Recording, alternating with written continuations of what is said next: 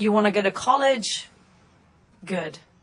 Figure it out yourself, my mother said while sliding a 120,000 tuition check across the table to my little sister. Same table, same dinner, same parents, different daughter. 9 years later, I stood in the back of my sister's wedding. A wedding paid for by the same parents who couldn't spare a dime for my future. My mother scanned the room and whispered to my father, "Why does it feel like something's missing?" Before anyone could answer, the groom turned pale. He looked at me, then at Julia, then back at me, and he said one word that silenced 300 guests. What that word was and what happened next destroyed a wedding, a family's lie. And a 9-year silence, all in under 4 minutes. Before I go on, please take a moment to like and subscribe, but only if you genuinely connect with this story. Drop your location and local time in the comments. I'd love to know where you're watching from. My name is Paige Connelly. I'm 27 years old, and this is not a revenge story. This is a survival story that happens to end with justice. Now, let me take you back 9 years to the dinner that changed everything. I grew up in a white colonial house on Maple Ridge Lane in West Hartford, Connecticut. 4 bedrooms. 2-car garage, a lawn my father mowed every Saturday like clockwork. From the outside, we looked like a family that had it together.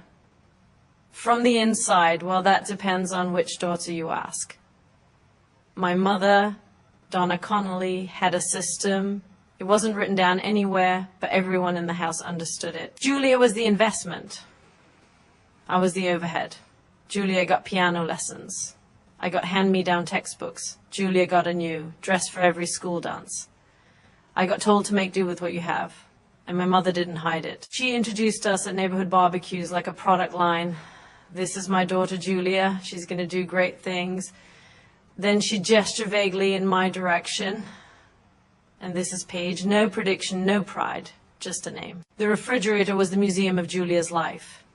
Cheerleading photos, honor society certificates, a dried core from homecoming taped to the freezer handle, every inch covered. One morning, sophomore year, I stuck my honor roll certificate up with a magnet right in the center. By the time I got home from school, it was gone. The fridge was getting cluttered, my mother said, not looking up from her magazine. My father, Richard, was a different kind of problem. He wasn't cruel. He was absent, emotionally, strategically absent. He'd catch me in the hallway sometimes, away from my mother's earshot, and squeeze my shoulder. "I'm proud of you, kid." 5 words, always whispered, always when Donna wasn't looking, as if being proud of me was something that required secrecy. I told myself it would change when I got into college. I got in with a scholarship that covered half. I just needed them to cover the other half. What happened at that dinner table is something I replay in my head to this day. May 2008. Senior year was ending in 11 days, and I had a plan. I'd printed everything out. Scholarship letter, tuition breakdown, a 4-year budget I'd built on a spreadsheet, income from part-time work, estimated expenses, the gap I needed them to fill. 60,000 over 4 years. I'd rehearsed my pitch in the bathroom mirror 3 times. Dinner was roast chicken. Julia sat across from me, scrolling her phone. My father cut his meat in silence. I waited until my mother finished her 2nd glass of wine. Then set the folder on the table. I got into UConn, I said. Half scholarship. I just need help with the rest. My mother didn't open the folder. "Paige, we've talked about this. We haven't actually, not once. You need to learn independence." She said it like a diagnosis. "The real world doesn't hand you things." I pointed out the obvious. "You're paying Julia's full tuition at Syracuse. Julia's situation is different." My mother folded her napkin precise, unhurried. "She has potential that needs nurturing. You're more resilient." I looked at my father. He stared at his plate. His fork didn't move. He said nothing. Julia stirred her water glass, didn't look up, didn't say a word in my defense. Not one. This discussion is over. My mother said, "If you want it bad enough, you'll find a way. That's what strong people do." I gathered my papers. My hands shook. I wouldn't cry in front of them. I wouldn't give her that. Later in the hallway, my father caught my arm. I thought finally he'd say something. "Your mother has her reasons," he said. "Just give it time." Then he walked away, back to the living room, back to the television, back to the version of peace that required my silence. That night, I packed 1 suitcase, I had 30 in my savings account, and I made a decision I haven't reversed in 9 years. 5:13 a.m. The kitchen was dark. I set my house key on the counter next to the coffee maker, the one my mother ran every morning at 6:15, so she'd find it first. No note. I didn't have anything left to explain. The garage light was on. My father sat in his Buick, engine off, hands on the wheel. He saw me through the windshield. I saw him. He didn't open the door. I didn't knock on the glass. We just looked at each other for 3 seconds. That felt like a year. Then I turned and walked to the bus stop on Farmington Avenue. Campus was 90 minutes away. My dorm room had a thin mattress, a metal desk, and a window that didn't close all the way. No sheets. No blankets. I'd forgotten mine. I slept in my jacket that first night. By the end of the week, I had 3 jobs. Dishwasher at Fellis, an Italian restaurant off Main Street, overnight cashier at a Sunoco station on Route 44, cleaning crew at the residence halls on weekends. My schedule was a jigsaw puzzle with no picture on the box. 4 hours of sleep here, a 90-minute nap there. I ate whatever Fellies was throwing out at closing. 2 weeks in, I called my mother. I don't know why. Maybe I thought distance had softened something. You made your choice, she said. Don't call to make me feel guilty. She hung up. 7 seconds. That was the whole conversation. I saved her number under a new name. Do not answer. That evening, a text came through from Julia. I stared at it for a long time. Mom says, "You're being dramatic. Just come home and apologize." So that was the story she was telling. I wasn't the daughter they abandoned. I was the daughter who left, the difficult one, the dramatic one. I didn't know it then, but that phone call was the last time I'd speak to my mother for nearly a decade. And when we finally stood face to face again, she wouldn't recognize the person I'd become. Freshman yearly broke me. I fell asleep in organic chemistry twice. Spilled boiling water on my left hand during a dinner rush at Futelli's. 2nd-degree burn. 3 fingers. Wrapped it in gauze from the gas station first aid kit. And went to my morning lecture 40 minutes later. My GPA hovered at 2.9, dangerously close to losing the scholarship that was keeping me enrolled. Professor Alan Whitfield noticed he taught my Intro to Health Sciences seminar. Silverhead, bow-tied, the kind of man who actually reads student papers instead of skimming them. After class one Tuesday, he asked me to stay. "You're exhausted," he said. Not a question. I gave him the short version. He didn't pity me. He pulled out a folder of internal grants and research assistantships. "You're too smart to burn out before sophomore year," he said. "Let me help you find a way that doesn't cost your hands or your sleep." He got me into a paid research position in his lab. It wasn't much, $400 a month, but it replaced the overnight shifts at Sunoco. Meanwhile, my mother was busy. Thanksgiving came. I wasn't invited, though I learned later that Donna told the entire family I'd been asked and refused. "She doesn't want to see us," my mother reportedly said, dabbing her eyes with a napkin. "We've tried everything." My Aunt Helen, Donna's younger sister, called me the week after. "Your mother is heartbroken, Paige. Why are you doing this to her?" I tried to explain. Helen cut me off. "Donna would never do that. You always were the difficult one." The line went dead. And just like that, I lost my mother's side of the family too. That same week, Julia posted a photo on Facebook. A brand new Audi A4 parked in our parents' driveway, a red bow on the hood. Caption, "Best parents ever." My mother's comment underneath, "Anything for my baby girl." 87 likes. I took a screenshot, not out of bitterness, out of clarity. That was the night I stopped hoping they'd change and started building a life that didn't need them to. Lena Novak sat next to me in biology 2011 on the first day of sophomore year. She had dark hair pulled back in a rubber band, circles under her eyes deeper than mine, and a thermos of coffee the size of a small fire extinguisher. "You look how I feel," she said. "Thanks. It's a compliment. It means you're still showing up."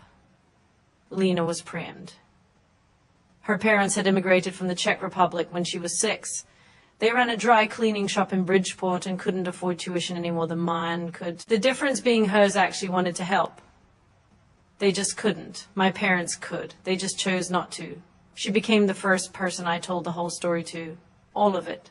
The dinner, the check, the Audi, the Facebook post. I told her on a bench outside the science building at Albien's at night, both of us eating gas station sandwiches because neither of us could afford the dining hall. Lena didn't flinch. She didn't offer sympathy. She wiped mustard off her chin and said, "You don't owe them a redemption arc, Paige. You owe yourself a life." I carried those words for years. That semester, I started writing a research paper for Dr. Whitfield's lab, 12 pages, on data applications in patient record management, small clinic systems, workflow optimization, interoperability gaps. I wrote most of it between midnight shifts in the staff break room at Futelli's between loads of industrial dishes. It was dry, technical, and deeply unsexy. But it was the first thing I'd ever built that felt completely mine. Dr. Whitfield read the draft in one sitting. "This could be something," he said, "not just a paper, something real." That paper, those 12 pages I wrote between midnight shifts, would eventually become the foundation of something I couldn't have imagined. But that part comes later. One night, sorting through junk mail, I found a forwarded email from my father. No subject line, no greeting, just 7 words. "I hope you're eating enough, Dad." He didn't ask where I was, didn't offer help, didn't mention my mother. Just 7 words floating in digital silence. I read it twice. Then I closed my laptop and went back to work. The end of sophomore year almost took me under. Feliz closed. The owner retired. The building sold. Just like that. 40% of my income disappeared overnight. I sat on my dorm bed and did the math 3 times, hoping the numbers would change. They didn't. I had enough savings for 6 weeks of rent on my shared room. After that, nothing. I picked up my phone, scrolled to do not answer. My thumb hovered over the green button for Alban seconds. I counted. I put the phone down. Instead, I walked to the campus job board and signed up for 2 more gigs, tutoring freshmen in statistics and freelance data entry for a local insurance office. On weekends, my schedule compressed to 3 hours of sleep a night. Some mornings I couldn't remember driving to campus. Lena started leaving granola bars in my backpack without telling me. Meanwhile, Julia was living her semester abroad in Florence. I know this because her Instagram existed, even though I'd unfollowed her. The algorithm didn't care about my boundaries. A photo surfaced on my feed at 2 in the morning. Julia on a terrace overlooking the Arno, glass of wine in hand, golden hour light on her face. Caption, "Living my best life, grateful." My mother had reposted it with her own words. My daughter conquering the world. I was sitting in the basement laundry room of my residence hall. The overhead light buzzed. The heat had been up for 3 days. My fingers were cracked from dish soap and cold water. Same parents, same blood, different worlds. Then a lifeline. Dr. Whitfield called me into his office, not to warn me, to hand me a letter. I'd been selected for a competitive summer research fellowship, fully funded, housing, stipend, meals, everything covered for 10 weeks. "You earned this," he said. "Not because of your situation, because of your work." That summer program saved my academic career, but more importantly, it introduced me to a network of people in healthcare technology, people who saw what I could build, not what I came from. One of those connections would lead me to a name I wouldn't hear again for years. Not until I was standing in the back of a wedding I was never supposed to attend. I graduated summa cum laude on a Sunday in May. The stadium held 4,000 people. None of them were mine. Lena stood in the bleachers with a handmade sign that said Dr. Connelly eventually in crooked purple letters. She screamed my name when I crossed the stage. One person louder than a whole family would have been. We took a photo outside. Just the 2 of us, caps tilted, grinning into Lena's phone. No parents in the background, no bouquet, no dinner reservation afterward. Lena drove us to a diner on Route 9, and we split a plate of cheese fries and called it a celebration. I got a job within a month. Entry-level software analyst at a small health tech firm outside Hartford, 12 employees, cramped office, terrible coffee. But I learned fast, wrote code, fixed systems nobody else wanted to touch, got promoted once, then again. By 24, I was sketching something of my own on napkins and spreadsheets. Platform to manage patient data for small clinics, the ones too small for enterprise software, but too complex for paper records. The idea that had started as 12 fee pages in Dr. Whitfield's lab had grown teeth. I used my savings and a small SBA loan to get it off the ground, named MedBridge Solutions. The first year, I had 2 clients and a folding table for a desk. I incorporated under my married name, well, almost married. I'd been engaged briefly in my mid-20s to a man named David Alcott. The relationship didn't survive the 18-year weeks, but by the time we split, all my business filings, my professional reputation, and my conference badges read Paige Alcott. I never changed them back. It felt like mine by then, a name I'd earned in boardrooms, not inherited at a dinner table where I wasn't welcome. Then one evening, my phone rang. A Connecticut area code I hadn't seen in 6 years. Hey, Julia said it's me. I know. Mom doesn't know I'm calling. What do you need, Julia?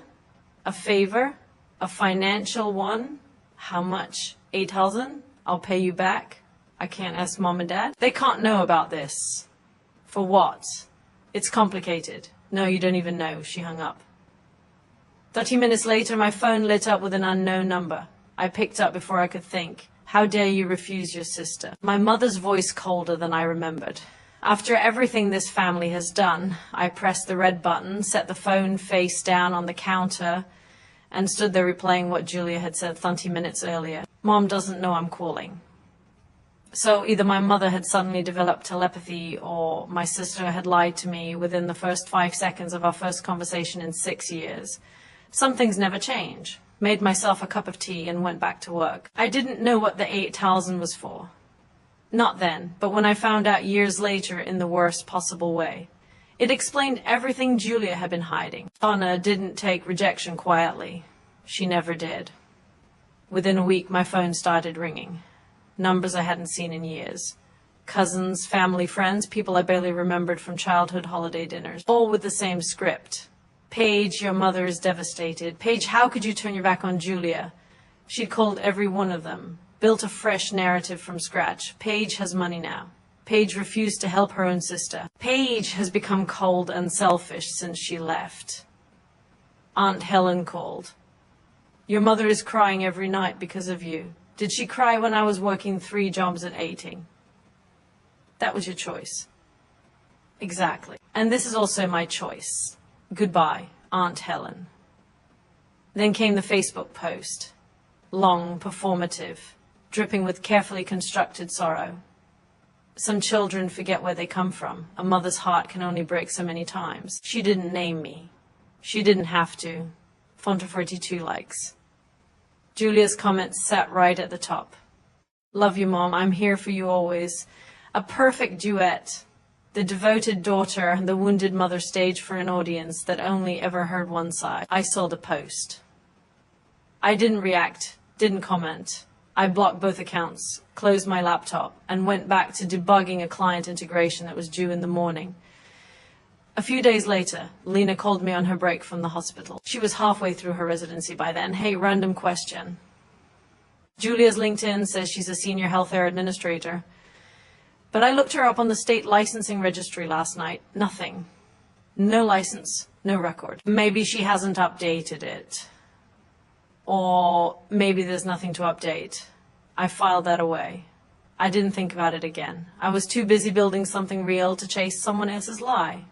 I could have fought back, could have posted my own version. Corrected the record, aired the receipts, but I had a company to build. And the best response to a false narrative isn't a counter-narrative, it's a life they can't edit. 2 years after that phone call, MedBridge Solutions closed its series around. 4 times $2 million in funding, 28 employees, a real office in downtown Boston with actual desks and coffee that didn't taste like engine cleaner. I still drove a Honda Civic with a dent in the rear bumper. Still lived in a 1-bedroom apartment in Somerville. I didn't build this company to impress anyone, I told Lena when she asked why I hadn't upgraded. I built it because I had no safety net and no other option. That October, I was invited to speak at a healthcare technology conference in Chicago. 200 attendees, mostly hospital administrators and clinic operators. I presented MedBridge's platform, how it cuts onboarding time for small practices by 60%. how it integrated with existing EHR systems without the enterprise price tag. Afterward, a man in a gray blazer introduced himself near the coffee station. Tall, confident handshake, direct eye contact. Marcus Webb, I'm CFO of Lakeview Medical Partners, a regional clinic chain we're expanding. What you showed up there is exactly what we've been looking for. How many locations? I asked 15 do by next year. That's a significant rollout. It is, which is why I want to talk numbers. Can we meet next month? We exchange business cards. I wrote Marcus Webb, Lakeview Medical, follow-up November in my meeting notes that night. Just a name, just a potential deal.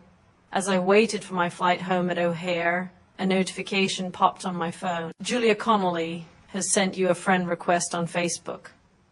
She'd made a new account.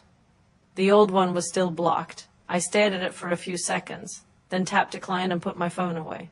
Marcus Webb. I didn't know he was about to become my sister's fiancé, or that our deal would detonate a lie my family had been building for 9 years.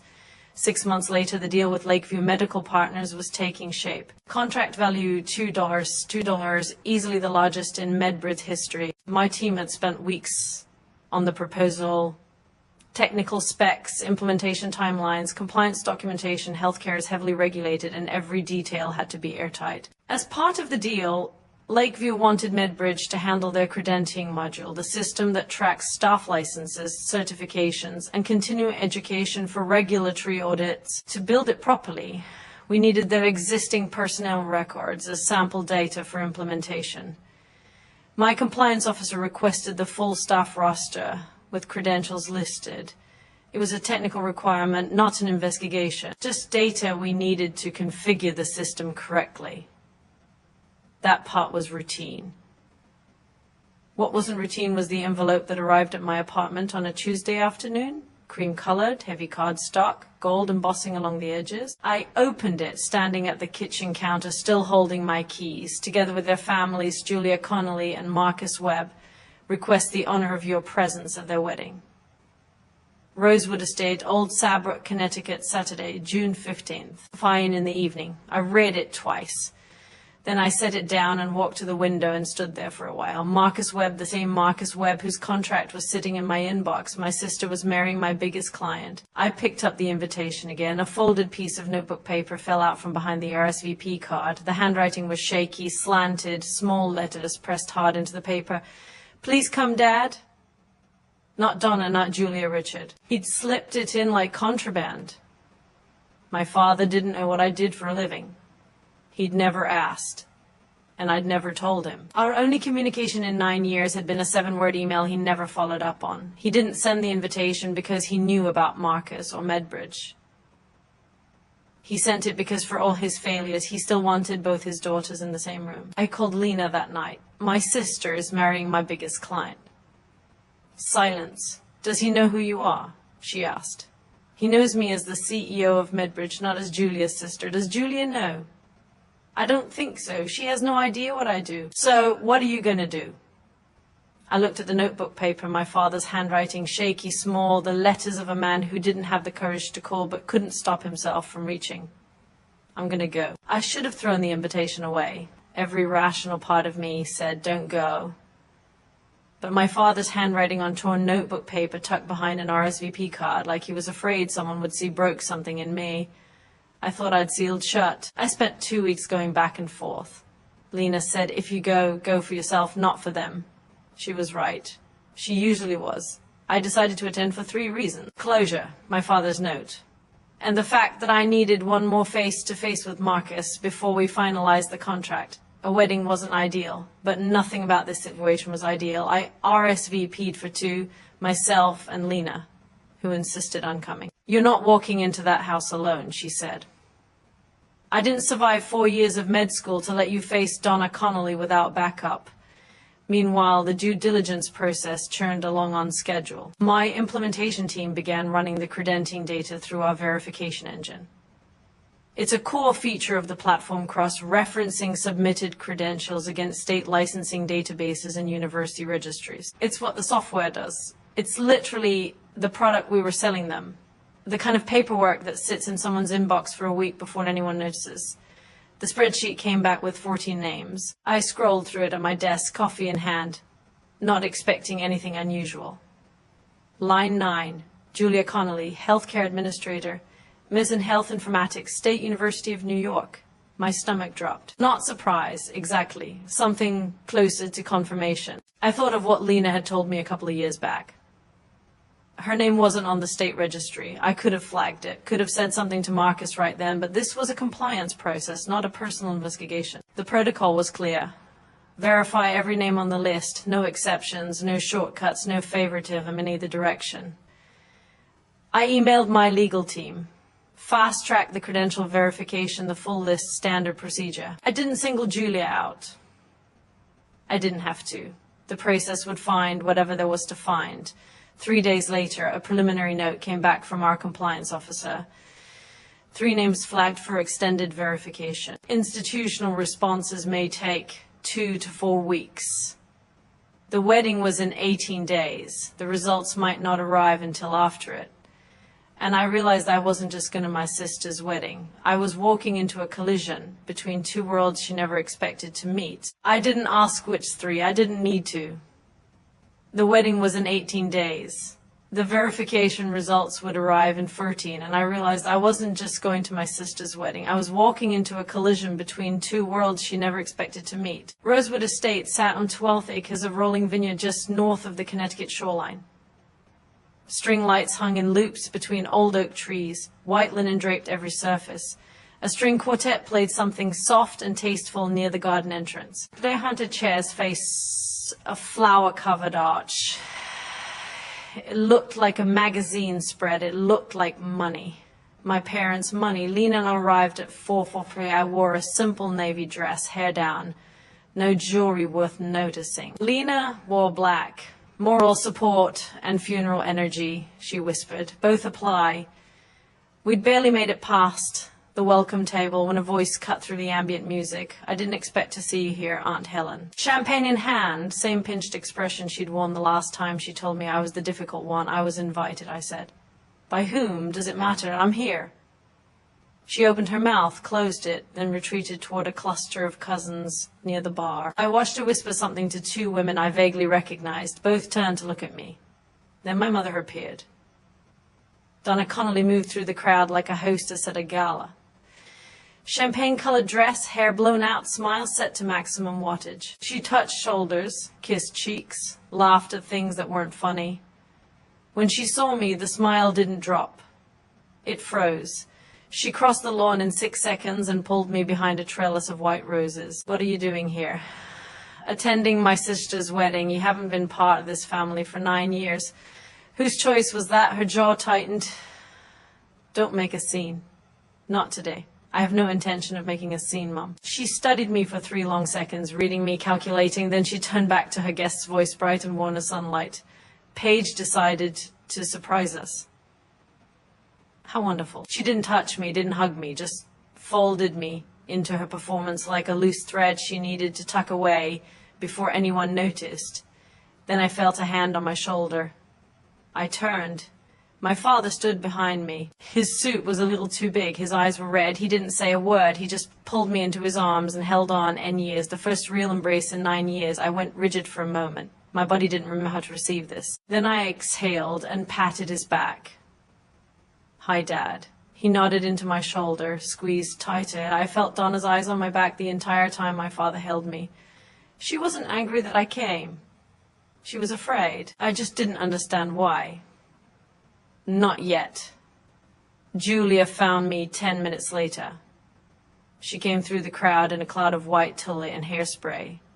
Her face cycling through emotions faster than she could settle on one. Shock, then calculation, then performance. She landed on performance. Paige, oh my God, you came. She threw her arms around me in front of a dozen watching guests. Her voice pitched high enough to carry. I've missed you so much. Her perfume was expensive. Her hug was hollow. She squeezed me like a prop, tight enough for the photos, loose enough to mean nothing. You look great, she said, stepping back, scanning me head to toe. Not warmth, assessment. Congratulations, Julia. Thank you. I can't believe you're here. Mom didn't tell me. She didn't know. A flicker of something crossed Julia's face. She recovered fast. My mother materialized at my elbow. "Let's get you seated, Paige." Her hand closed around my arm, not gently, and steered me toward the back of the reception area. The table was tucked behind a pillar near the catering entrance. Place cards for names I didn't recognize. People from Julia's office, plus ones without partners, the father's seat from the head table, the father's seat from the microphone. "We didn't expect you," Donna said. So this was the only spot left. Lena sat down next to me and said nothing. She didn't need to. Her expression said everything from the head table. My mother's voice carried across the reception as she introduced Julia to well-wishers. "My daughter, the healthcare executive. She's done so well. We're so proud. My daughter, singular." A cousin leaned over to Donna. "And Paige, what does she do these days?" "Oh, she's a pause, a tilt of the head, finding herself. You know how it is." Light laughter rippled across the table. A few people glanced in my direction. Lena's hand found mine under the tablecloth. "Breathe." "I am breathing. I've been breathing through worse than this for 9 years." At the bar, Marcus stood with a group of groomsmen gesturing animatedly. I heard him say loud enough to carry, "Wait till you meet our strategic tech partner later. She's flying in just for this major deal." He was talking about me. He just didn't know it yet. The speeches began after the main course. Marcus' best man went first. Charming, forgettable. Then Julia's maid of honor, a sorority sister who cried on cue. Polite applause, glasses raised. The rhythm of a wedding, doing what weddings do. Then my mother stood up. Donna Connelly took the microphone like she'd been born holding one. She smiled at the crowd, dabbed her eyes before she'd even said a word. The performance was immaculate. "I want to talk about raising a daughter," she began. My fingers tightened around my water glass. She talked about sacrifice, about late nights and early mornings, about pouring everything into Julia's future. She talked about Julia's incredible academic career, her dedication, her independence.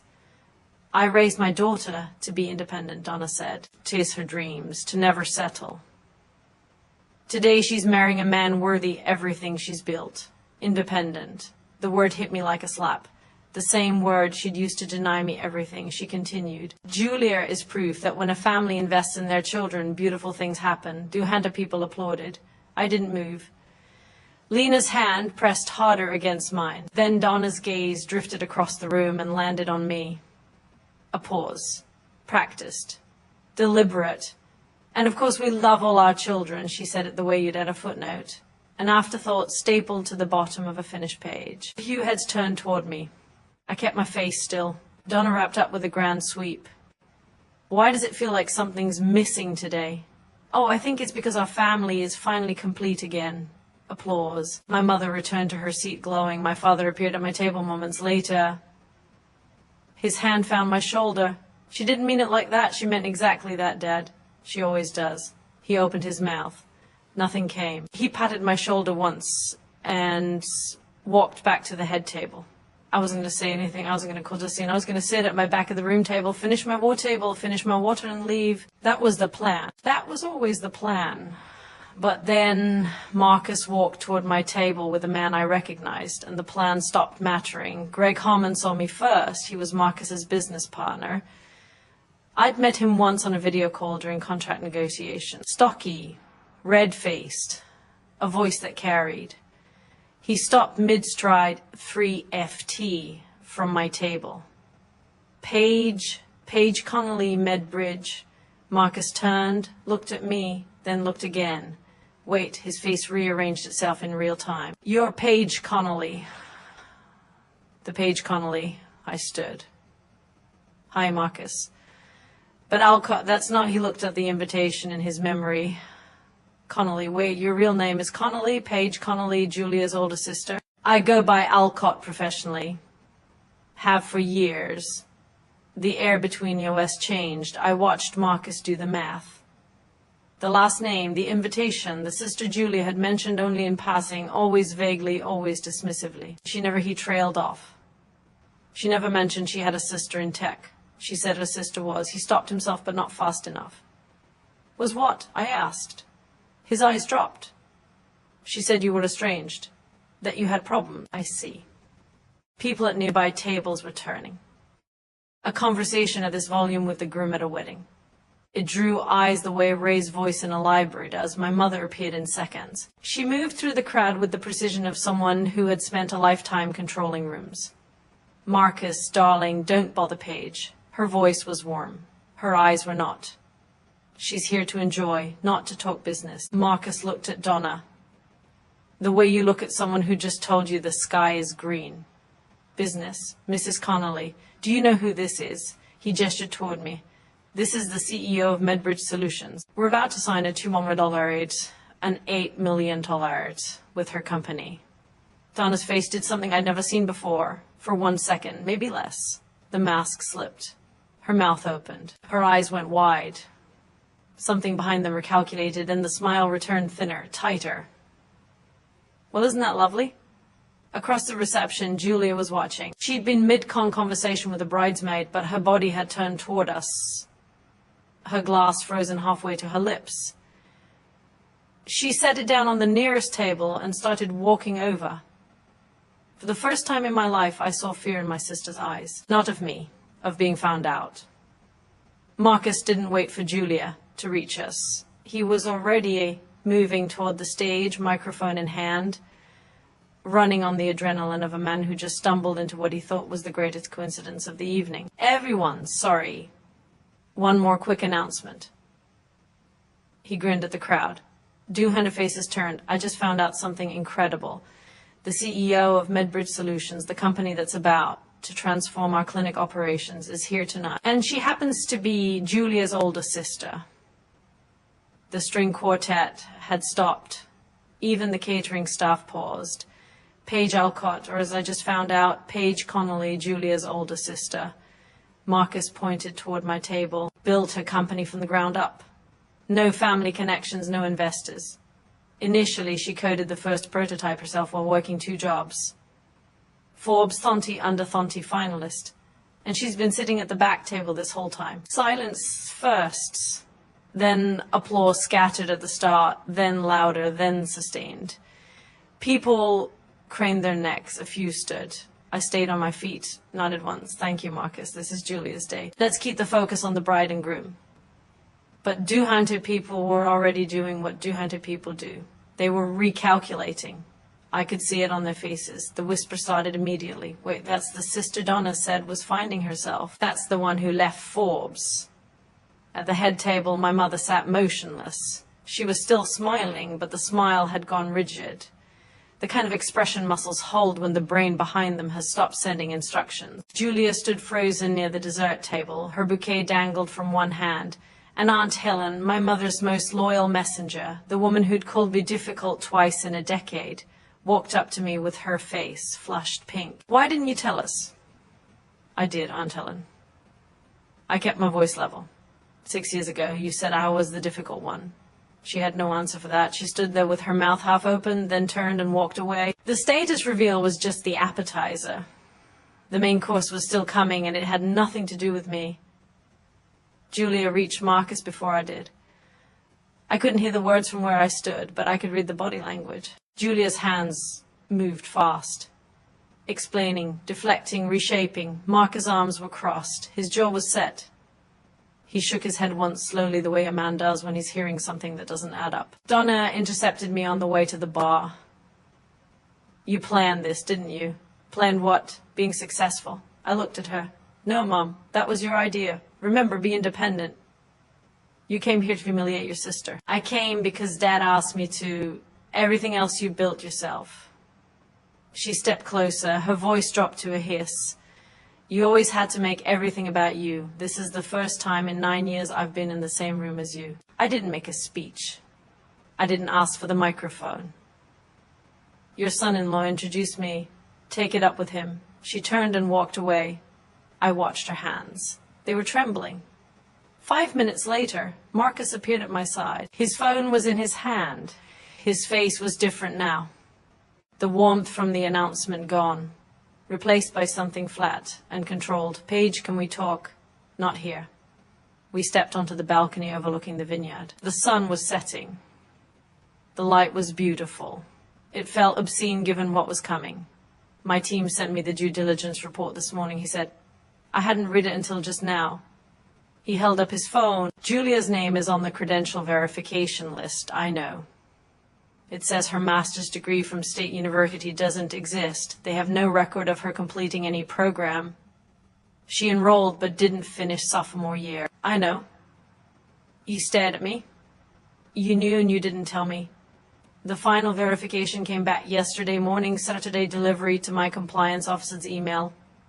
She forwarded it to me 3 hours before I got in the car to drive here. I haven't had time to process it through legal yet, Marcus. I didn't even know how to begin that conversation. Hi, your fiancé's credentials don't check out. Also, she's my arranged sister. There's no playbook for this. His phone screen went dark. He stood there, both hands on the railing, staring at the vineyard rows below. 3 minutes of silence. The bass from the reception music thumped faintly through the glass doors. Then he said something I'll never forget. I'm going to ask her once, Marcus said, still gripping the railing, in front of everyone, because if she lies to my face one more time in front of my family, my partners, then I'll know exactly who I almost married. Marcus, don't. I need to do this. He walked back inside. I followed 3 steps behind. I didn't want to be part of whatever was about to happen, but I couldn't look away either. Julia was standing near the cake table, talking to a bridesmaid with a smile that was working too hard. She saw Marcus coming and her smile brightened. Baby, whatever she told you. Did you graduate from State? The bridesmaid took a step back. What? Julia laughed a short, nervous sound. Of course I don't. Did you? Julia's eyes moved. Left, right, she was scanning the room, calculating who could hear. Most of the tables within earshot had gone quiet. Can we talk about this later? You told me you had a master's. Marcus's voice wasn't loud. It was rigid, the kind of quiet that makes people lean in. You told your parents you graduated. You told my clinic you were certified. Donna materialized at Julia's side. Her hand found Julia's arm.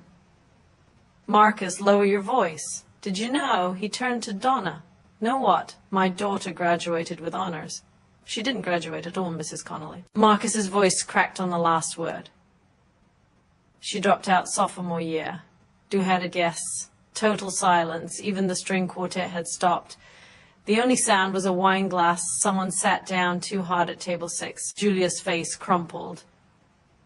The performance fell away all at once, like scaffolding collapsing off a building. Tears streaked her makeup. I was going to tell you when after the wedding. Marcus's jaw trembled. After I hired you into my company based on a resume you made up, Donna opened her mouth again and Marcus spun toward her. Stop. Marcus held up one hand. Not loud, not a shout, but the single word landed like a door closing. Julia's mouth froze mid-sentence. The entire reception went still. He turned and looked at me, standing 10 away, silent, holding nothing, doing nothing. This person, his voice cracked. He pressed his fist to his mouth for a moment, steadied himself, then dropped his hand. This person is the only honest Connelly in this room. Do a hand up, people looked at me. I didn't speak. I didn't nod. I didn't need to. At the edge of the stage, my father stood alone. One hand gripped the back of a chair. He wasn't defending anyone. He wasn't speaking. He was crying silently, the way men cry when they've known for years and said nothing. Marcus walked off the patio and didn't look back. Greg followed him. A cluster of groomsmen trailed after, exchanging glances that said what no one would say out loud. This wedding was over. Julia sank to the ground. Her dress pulled around her like a deflated parachute. All that white fabric, all that money settling on the flagstone. 2 bridesmaids crouched beside her. One handed her a napkin. Julia didn't take it. The reception hummed with the low electric murmur of do-hander people processing something they'd never forget. Chairs scraped. Phones came out. Someone at a back table was already texting. My mother turned to me. Her composure was gone. Not cracked, shattered. Her voice came out raw. Are you happy now? You destroyed your sister's life. I didn't raise my voice. I didn't step closer. I spoke clearly enough for the tables nearby to hear. Not because I wanted an audience, but because I was done having conversations in corners. No, Mom, Julia's lies destroyed Julia's life. My company's standard compliance process found the truth. That's not revenge. That's accountability. You could have buried it. Her voice shook. You could have said nothing and committed fraud. Risked my company, my employees, my clients for a lie. I shook my head. No, I won't sacrifice my integrity for this family's image. Not anymore. Something shifted in the crowd. I could feel it, the weight of perception tilting. A few relatives at nearby tables exchanged looks. Aunt Helen pressed her hand to her mouth. An older man I didn't recognize, someone from Marcus's side, nodded at me once. Just once. But it meant everything. Donna looked around. For the first time, the room wasn't with her. She turned and walked toward the parking lot without another word. A hand touched my arm. I turned. Megan, Julia's maid of honor, stood there, eyes red. I should have said something years ago, she said. I knew about the degree. She begged me to keep quiet. I'm sorry. So the lie had roots deeper and wider than I'd imagined. I picked up my clutch from the table. It was time to go. I was halfway across the gravel parking lot when I heard his footsteps. Uneven, hurried, dress shoes on loose stone. Paige, wait. I stopped but didn't turn around. The evening air was warm and still. Crickets had started up in the vineyard rows. I have nothing left to say, Dad. Then let me say something. His voice was winded. For once I turned. My father stood under a string of lights that ended at the edge of a lot. His tie was loose. His eyes were swollen. He looked 10 years older than the man I'd left in the garage that morning 9 years ago. I knew it was wrong, he said. Every single day, Paige, I knew what your mother was doing was wrong, and I said nothing. Why? He pressed his lips together, looked at the ground, looked back at me. Because I was a coward. Because it was easier to lose you quietly than to fight her loudly. His voice cracked. And that makes me worse than her. Because she at least believed she was right. I knew she was wrong. And I still chose peace. The word hung between us. Peace. The same word he'd been hiding behind my whole life. That wasn't peace, Dad. That was abandonment. I know. Silence. A car started somewhere in the lot. The muffled bass of the reception music still pulsed from inside. Somewhere behind us, Julia was still sitting on the ground in her wedding dress. Somewhere, my mother was finding her car keys. And here, under a string of lights on a gravel lot, my father was doing the only honest thing he'd done in a decade. I don't hate you, I said, but I can't forgive you tonight, maybe not for a long time. That's fair. I need to go. He nodded. Drive safe. 2 words, simple, small. But they weren't an excuse this time. They weren't a deflection. For the first time in 9 years, my father said something to me that wasn't designed to end a conversation. It was an admission that he had no right to extend one. Lena was waiting by the car. She didn't ask what he said. She just started the engine. I didn't cry until we hit the highway. The fallout came in waves. The first wave was digital. Within 48 hours, my phone wouldn't stop buzzing. But for the first time in nearly a decade, the calls weren't accusations. They were apologies. Aunt Helen called on Monday morning. Her voice was different, lower. Stripped of the righteous certainty I'd grown up hearing. Paige, I owe you an apology. I believed everything your mother told me for 9 years. Every word. I was wrong. I thanked her. I didn't say it was okay because it wasn't. My great-aunt Margaret, my grandmother's sister, the oldest living member of the family, sent me an email that night. 3 lines. Your grandmother would have been so proud of you. I'm sorry we weren't there. Please don't give up on all of us. The second wave was professional. Marcus's colleagues at Lakeview began verifying Julia's employment history. What they found matched what I already suspected. Julia had never held the title of healthcare administrator. She was a receptionist, a good one by most accounts, personable, organized, well-liked. But the title on her LinkedIn, the credentials on her resume, the degree on the wall of her home office, none of it was real. Marcus emailed me Tuesday evening, professional, controlled, the contract with MedBridge remains on track. Julia's situation is personal and I won't let it affect our professional relationship. I need some time before our next meeting. I hope you understand. I understood. The third wave was social media. Donna posted once a long, tearful paragraph. "My family is being torn apart by jealousy and lies. Pray for us." It was the same playbook she'd run for years, but this time the comment section didn't cooperate. What about Paige? What really happened at the wedding? Is it true about Julia's degree? She deleted the post within 4 hours. Then on Wednesday night, a text from Julia. No preamble, no performance. "I'm sorry for all of it. I don't expect you to believe me. I read it 3 times. I didn't respond. Not because I didn't believe her, because I didn't know what to say yet. Some messages need to sit before you know what they deserve." 2 weeks later, the consequences had stopped being whispers and started becoming facts. Julia was terminated from Lakeview Medical Partners. The HR department's review confirmed what Marcus already knew. She had misrepresented her credentials on her employment application, a fabricated degree, a professional title she never held. Under Connecticut's actual employment laws, that alone was sufficient cause, but it was worse than a simple firing. Because Julia had listed those fake credentials on paperwork submitted during a federal compliance audit the previous year, the clinic's legal team flagged it as a potential liability. She wasn't criminally charged. There was no patient harm, no billing fraud, but the termination was documented as credential misrepresentation. And in healthcare, that's the kind of note that follows you from one job application to the next. Marcus called off the wedding quietly. No dramatic announcement, no public statement. He simply informed family and friends that the engagement was over. The Rosewood estate refunded what it could.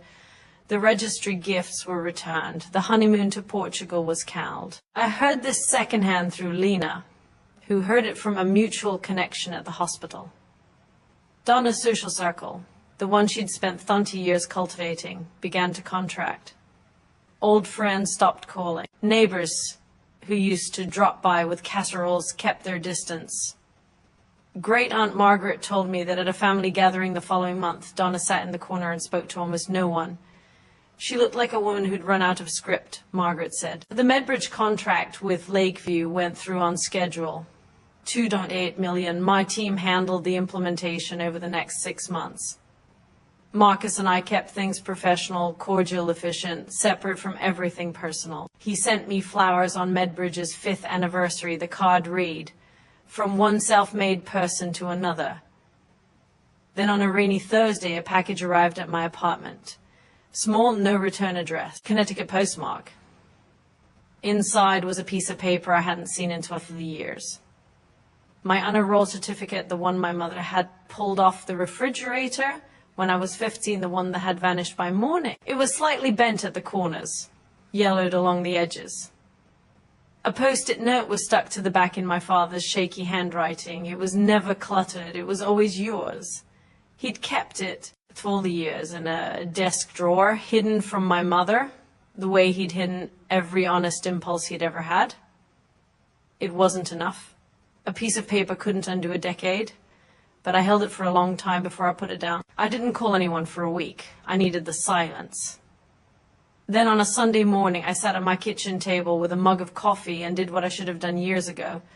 Not out of anger, not out of victory, but out of clarity. I set the terms. I wrote my mother an email. Not a text, not a call, an email. Because Donna performed best in real time. And I wasn't giving her a stage. "Mom, I don't hate you, but I won't pretend anymore. You chose Julia not because she needed you more, but because she was easier to control. I was inconvenient because I asked questions. I'm not asking anymore. If you want a relationship with me, it starts with honesty, not a performance, not a Facebook post. Honesty. The ball is in your court." I hit send. I didn't reread it. She never replied. I wasn't surprised. Narcissists don't negotiate. They perform or they retreat. Donna retreated. I called my father the following evening. "I'm open to staying in touch," I said, "but on my terms. No more give it time. No more hiding behind Mom. If you want to be my father out loud." A long pause. I could hear him breathing. "I'll try." "Don't try. Do." Okay. It wasn't a grand reconciliation. It was a crack in a wall. Enough to let light through. Not enough to walk through. Not yet. As for Julia, I didn't reach out, not because I hated her, because I wasn't ready. Forgiveness isn't a door you slam shut. It's a door you open when you're strong enough to stand in the frame without flinching. I wasn't there yet. Maybe someday, but not on anyone else's timeline. That Friday night, Lena came over with Thai food and a bottle of wine.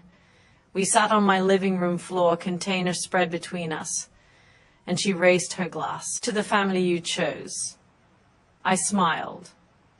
For the first time in this whole story, a real one to the family I chose. It is a question people ask me. Not often, but when they hear pieces of my story at a conference or over dinner or in one of those late-night conversations that go deeper than you planned, they asked, "Do you feel vindicated?" I'm sitting in my office right now. It's early, 6:03 feet before anyone else gets in. The Boston skyline is turning orange through the window. 28 desks out there, 28 people who will walk in within the hour, each of them building something that matters. This company started as 12 pages in a professor's lab and a girl who couldn't afford her own dorm sheets. And no, I don't feel vindicated. Vindication implies I needed them to be wrong for me to be right. I didn't. I just needed to be free. For years I measured myself by a scale my mother built, a scale designed so that I would always come up short and Julia would always shine. It took me a long time to realize the scale itself was broken, not me. I started therapy 3 years ago, twice a month, Wednesday evenings, with a woman named Dr. Russo, who has a way of asking questions that make you sit in silence for a full minute before you can answer. I used to think therapy was a sign of weakness, something you needed only if you couldn't handle your own problems. Turns out it's the opposite. It's the hardest thing I've ever done. Harder than building Meta, harder than sleeping 3 hours a night, harder than walking into that wedding. My mother's voice still plays in my head sometimes. Resilience is a gift, Paige. She said it to justify leaving me with nothing. She meant it as a weapon. But she was right about one thing. Resilience is a gift. She just didn't give it to me. I forged it myself. In late-night kitchens and early morning classrooms, at a dorm room with a broken window, and nobody, not her, not anyone, gets to take credit for that. Here's where everyone is now. My mother still lives in the house on Maple Ridge Lane. She posts on Facebook less frequently, once or twice a month, where it used to be daily. The posts are shorter. No more long paragraphs about sacrifice and motherhood. Mostly photos of her garden. Aunt Helen told me Donna joined a book club but quit after 2 meetings because the women asked too many personal questions. She hasn't reached out to me. I don't expect her to. Some people would rather lose a daughter than admit they were wrong. I've made peace with that, not because it doesn't hurt, but because waiting for her to change was hurting more. My father calls me every Sunday, 5:40 in the evening like clockwork. The calls last 5 to 10 minutes. He tells me about the weather, about the neighbor's dog, about a documentary he watched. He never mentions my mother. I never ask. It's not enough, but it's something. And after 9 years of nothing, something feels like a lot. He's trying, I see that. I'm not sure trying is enough, but he's doing it out loud, and that's the part that matters. Julia enrolled at a community college in New Haven. A real program this time with real transcripts and real coursework. She and Marcus are no longer together. She sent me a handwritten letter, 4 pages front and back, about 3 months after the wedding. I read it at my kitchen table. It was honest in a way Julia had never been honest with me before. She didn't blame my mother. She didn't blame me. She wrote, "I spent so long being who they wanted me to be that I forgot to become anyone real. I haven't written back yet. Some letters need time to sit before you know what to say in return. But I haven't thrown it away either. It's in my desk drawer right next to the honor roll certificate." Marcos and I closed the Lakeview contract successfully. We keep things professional, clean, respectful, boundaried. He's a good man who got caught in someone else's wreckage. I respect how he handled it.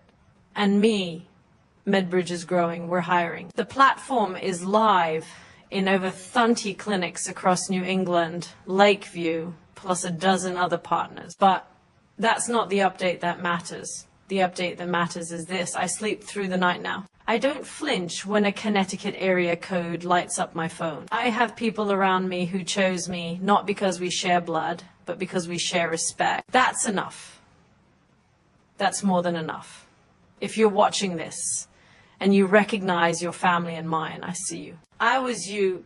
You don't have to blow up a wedding to find your freedom Sometimes it's quieter than that. Sometimes it's blocking a number at 2 in the morning. Sometimes it's walking into a therapist's office for the first time and saying the sentence you've been holding for years. Sometimes it's just the word no, said once, said clearly and not taken back. My parents taught me one thing even though they didn't mean to. They taught me I could survive without them. And once you know that, really know it in your bones, in your worst moments, in the silence of an empty dorm room at 18, nobody has power over you anymore. I don't tell this story for pity. I have a company, a best friend who held my hand under a tablecloth at the worst dinner party in Connecticut history, and a life I built with my own 2 burned, cracked, dishwater, wrinkled hands. I don't need pity. I tell this story because for 9 years, my mother controlled the narrative. Paige left because she was difficult. Paige refused our help. Paige is the problem. Don't hunt our people believed her. My aunt believed her. My cousins believed her, and there were nights, long, cold, 3 a.m. nights when I almost believed her too. Today, I'm taking my story back. If you're the scapegoat in your family, Kai, the one who's too much, not enough. If you're the name that gets whispered at Thanksgiving, child whose certificate got pulled off the refrigerator, hear me when I say this.